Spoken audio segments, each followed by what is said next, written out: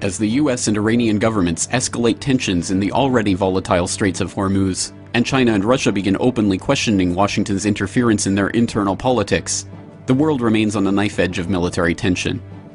Far from being a dispassionate observer of these developments, however, the media has in fact been central to increasing those tensions and preparing the public to expect a military confrontation.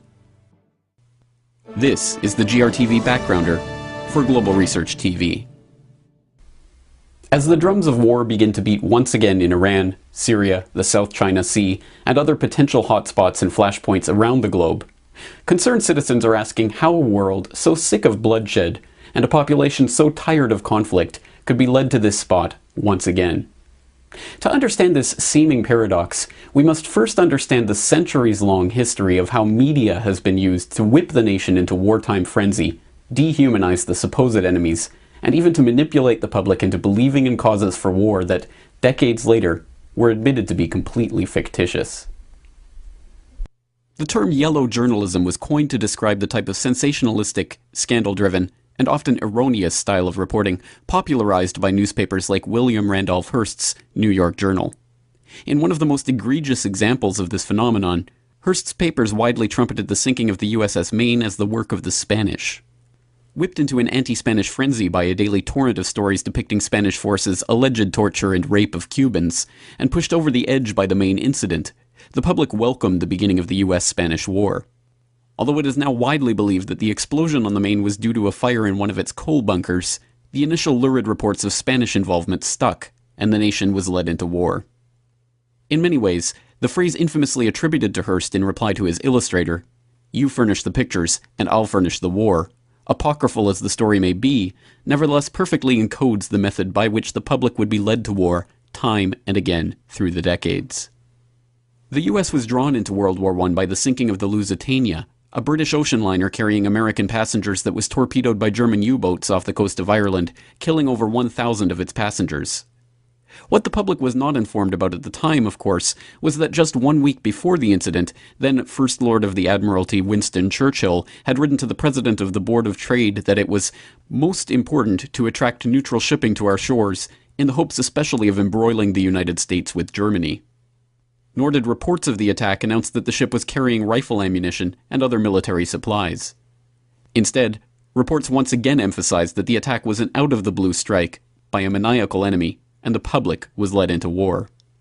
The US involvement in World War II was likewise the result of deliberate disinformation.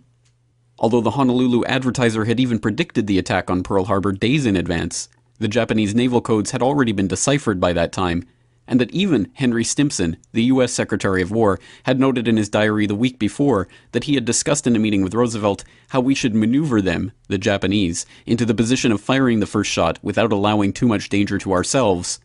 The public were still led to believe that the Pearl Harbor attack had been completely unforeseen. Just last month, a newly declassified memo emerged showing that FDR had been warned of an impending Japanese attack on Hawaii just 3 days before the events at Pearl Harbor, yet the history books still portray Pearl Harbor as an example of a surprise attack.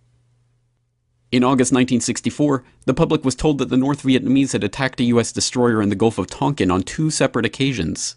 The attacks were portrayed as a clear example of communist aggression, and a resolution was soon passed in Congress authorizing President Johnson to begin deploying US forces in Vietnam. In 2005, an internal NSA study was released concluding that the second attack, in fact, never took place. In effect, 60,000 American servicemen and as many as 3 million Vietnamese, let alone as many as 500,000 Cambodians and Laotians, lost their lives because of an incident that did not occur anywhere but in the imagination of the Johnson administration and the pages of the American media. In 1991, the world was introduced to the emotional story of Nouria, a Kuwaiti girl who testified about the atrocities committed by Iraqi forces in Kuwait. While I was there, I saw the Iraqi soldiers come into the hospital with guns. They took the babies out of the incubators, took the incubators and left the children to die on the cold floor. It was horrifying. What the world was never told was that the incident had in fact been the work of a public relations firm, Hill and Knowlton, and the girl had actually been the daughter of the Kuwaiti ambassador. The public was whipped into a frenzy of hatred for the Hussein regime, not for the documented atrocities that it had actually committed on segments of its own population, with weapons supplied to them by the United States itself, but on the basis of an imaginary story told to the public via their televisions, orchestrated by a PR firm.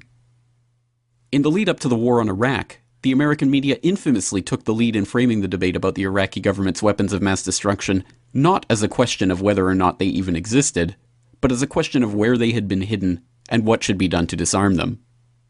The New York Times led the way with Judith Miller's now infamous reporting on the Iraqi WMD story, now known to have been based on false information from untrustworthy sources, but the rest of the media fell into line, with the NBC Nightly News asking what precise threat Iraq and its weapons of mass destruction posed to America, and Time debating whether Hussein was making a good faith effort to disarm Iraq's weapons of mass destruction. Reports about chemical weapons stashes were reported on before they were confirmed, although headlines boldly asserted their existence as indisputable fact. We now know that the stockpiles did not exist, and the administration premeditatedly lied the country into yet another war. But the most intense opposition the Bush administration ever received over this documented war crime was some polite correction on the Sunday political talk show circuit. Well, let me just ask you this. If they did not have these weapons of mass destruction, though, granted, all of that is true, why then did they pose an immediate threat to us, to this country? You and a few other critics are the only people I've heard use the phrase immediate threat. I didn't. The president didn't. And it's become kind of folklore that that's what's happened. The president went... You're saying that nobody in the administration said that? I can't speak for nobody, everybody in the administration, and say nobody said that. Vice President didn't say that? If you have any citations, I'd like to see them. We have one here. It says, some have argued that this is you speaking, some have argued that the nuclear threat from Iraq is not imminent, that Saddam is at least 5 to 7 years away from having nuclear weapons. I would not be so certain. Close to imminent. Well, I've tried to be precise and I've tried to be accurate. No terrorist state poses a greater or more immediate threat to the security of our people and the stability of the world than the regime of Saddam Hussein in Iraq. My view of the situation was that he had, we believe, the best intelligence that we had and other countries had. Remarkably, the public at large has seemingly learned nothing at all from all of these documented historical manipulations. If anything, the media has become even bolder in its attempts to manipulate the public's perceptions, perhaps emboldened by the fact that so few in the audience seem willing to question the picture that is being painted for them on the evening news. In 2008, CNN aired footage of a bombed-out Skinvali in South Ossetia, falsely labeling it as footage of Gori, which they said had been attacked by the Russians. This was immediately refuted by the cameraman who had actually taken the footage. Today, when we arrived and news came that Gori was being shelled, I saw my footage. I said, that's not Gori, that's Tsinvali. Having crawled through the length and the breadth of Tsinvali, I don't need much to tell from which point this or that footage was recorded. I can swear in front of any tribunal. I can point to this location on the map of the town because I am the cameraman of the Rossiya channel videotaped that. It is 50 meters away from the entrance to the territory of the peacekeepers. Those guys who every move is regulated by the UN were all killed. The Georgians shot up their entire battalion. In 2009, the BBC showed a cropped image of a rally in Iran, which they claimed was a crowd of protesters who assembled to show their opposition to the Iranian government. An uncropped version of the same photograph displayed on the LA Times website, however, revealed that the photo in fact came from a rally in support of Ahmadinejad. In August of 2011, the BBC ran footage of what they claimed was a celebration in Tripoli's Green Square. When sharp-eyed viewers noticed that the flags in the footage were in fact Indian flags, the BBC was forced to admit that they had accidentally broadcast footage from India instead of Tripoli. Also that month, CNN reported on a story from the Syrian Observatory for Human Rights, claiming that 8 infants in incubators had died in a hospital in Hama, where Syrian authorities cut off power in the area. Some news sites even carried pictures of the infants. The images were later admitted to have been taken in Egypt, and no evidence has ever emerged to back up the accusations. As breathtaking as all of these lies, manipulations, and so-called mistakes are, they in and of themselves don't represent the only functions of the media for the war machine. Now, the US government is taking the lead in becoming more and more directly involved with the shaping of the media message on war propaganda, and the general public is becoming even more ensnared in a false picture of the world, painted with the Pentagon's own paintbrush. In 2005, the Bush White House admitted to producing videos that were designed to look like news reports from legitimate independent journalists, and then feeding those reports to media outlets as prepackaged material ready to air on the evening news. When the Government Accountability Office ruled that these fake news reports in fact constituted illegal covert propaganda, the White House simply issued a memo declaring the practice to be legal. In April 2008, the New York Times revealed a secret U.S. Department of Defense program that was launched in 2002 and involved using retired military officers to implant Pentagon talking points in the media. The officers were presented as independent analysts on talk shows and news programs, although they had been specially briefed before their appearances by the Pentagon.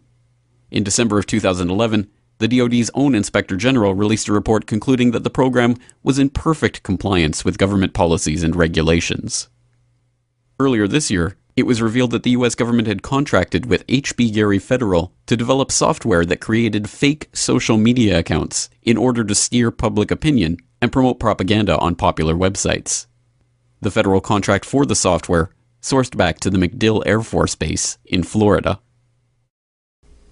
As the vehicle through which information from the outside world is captured, sorted, edited, and transmitted into our homes, the mass media has the huge responsibility of shaping and informing our understanding of events to which we don't have first-hand access. This is an awesome responsibility in even the most ideal conditions, with diligent reporters guided by trustworthy editors doing their level best to report the most important news in the most straightforward way. But in a media landscape where a handful of companies own virtually all of the print, radio, and television media in each nation, the only recourse the public has is to turn away from the mainstream media altogether. And that is precisely what is happening. As study after study and report after report has shown, the death of the old media has accelerated in recent years, with more and more people abandoning newspapers and now even television as their main source of news. Instead, the public is increasingly turning toward online sources for their news and information, something that is necessarily worrying for the war machine itself, a system that can only truly flourish when the propaganda arm is held under monopolistic control. But as citizens turn away from the New York Times and toward independent websites, many run and maintained by citizen journalists and amateur editors, the system that has consolidated its control over the mind of the public for generations seems to finally be showing signs that it may not be invincible. Surely this is not to say that online media is impervious to the defects that have made the traditional media so unreliable, quite the contrary. But the difference is that online, there is still for the time being relative freedom of choice at the individual level. While internet freedom exists, individual readers and viewers don't have to take the word of any website or pundit on any issue. They can check the source documentation themselves, except, perhaps not coincidentally, on the websites of the traditional media bastions, which tend not to link source material and documentation in their articles. Hence the SOPA Act, Protect IP, the US government's attempts to seize websites at the domain name level, and all the other concerted attacks we have seen on internet freedoms in recent years. Because ultimately, an informed and engaged public is far less likely to go along with wars waged for power and profit. And as the public becomes better informed about the very issues that the media has tried to lie to them about for so long, they realize that the answer to all of the mainstream media's war cheerleading and blatant manipulation is perhaps simpler than we ever suspected. All we have to do is turn them off. For more on this story and other breaking news and current events, please go to globalresearch.ca. For more research and analysis by James Corbett, please go to CorbettReport.com.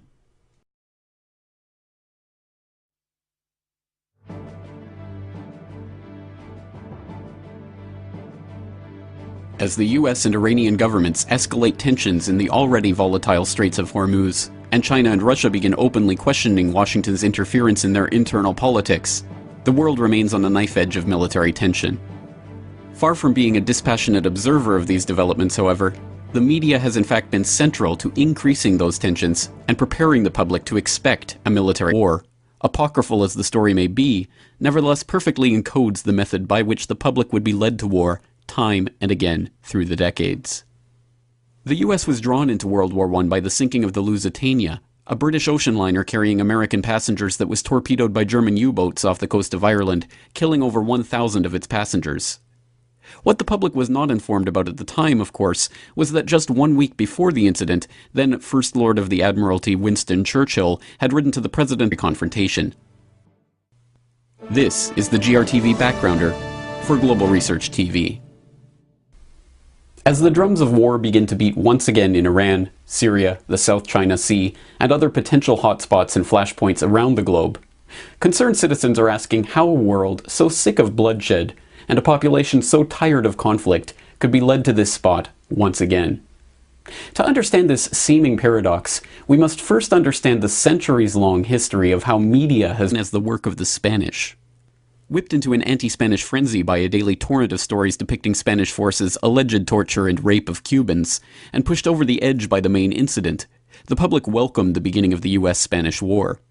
Although it is now widely believed that the explosion on the Main was due to a fire in one of its coal bunkers, the initial lurid reports of Spanish involvement stuck, and the nation was led into war. In many ways, the phrase infamously attributed to Hearst in reply to his illustrator, "You furnish the pictures, and I'll furnish the," been used to whip the nation into wartime frenzy, dehumanize the supposed enemies, and even to manipulate the public into believing in causes for war that, decades later, were admitted to be completely fictitious. The term yellow journalism was coined to describe the type of sensationalistic, scandal-driven, and often erroneous style of reporting popularized by newspapers like William Randolph Hearst's New York Journal. In one of the most egregious examples of this phenomenon, Hearst's papers widely trumpeted the sinking of the USS Maine